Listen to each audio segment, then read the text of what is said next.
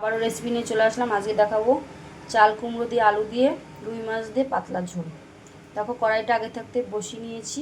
এবার তেল দিয়ে দেবো কড়াইতে।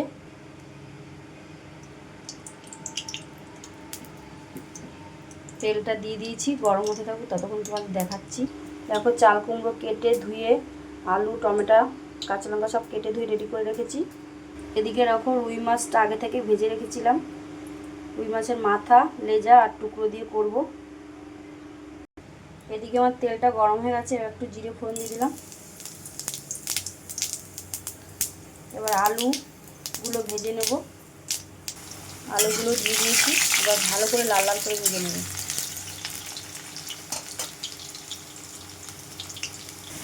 আলুগুলো ভালো করে ভাজা হয়ে গেছে, এবার তুলে নেব। আলুগুলো তুলে নিয়েছি, এবার চাল কুমড়োগুলো ভেজে নেব। চাল কুমড়ো বেশি একটা ভাজবো না, হালকা করে ভেজে নেব। একদম কচি চাল কুমড়ো তো, এগুলো আমাদের গাছেরই চাল কুমড়ো। একটু লবণ হলুদ দিয়ে দেবো। এদিকে আমি লবণ হলুদ জিরে একটু কাশ্মীর লঙ্কার গুঁড়ো দিয়ে একটা পেস্ট বানিয়ে নিয়েছি। এবার দিয়ে দেবো তেলের মধ্যে। দিয়ে দিয়েছি, কেটে ভেজে রাখা আলুগুলো দিয়ে দিয়েছি, টমেটো কুচিগুলো দিয়ে দিয়েছি, সব একসাথে দিয়ে কষে নেবো। আর চেরা কাঁচা লঙ্কা দিয়ে দিলাম। ভালো করে কষিয়ে কষানো হয়ে গেছে, এবার জল দিয়ে দেবো।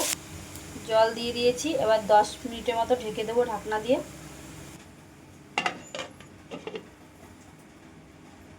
10 মিনিট পরে তোমাদের দেখাচ্ছি আবার। এবার ঢাকনাটা তুলে নিচ্ছি।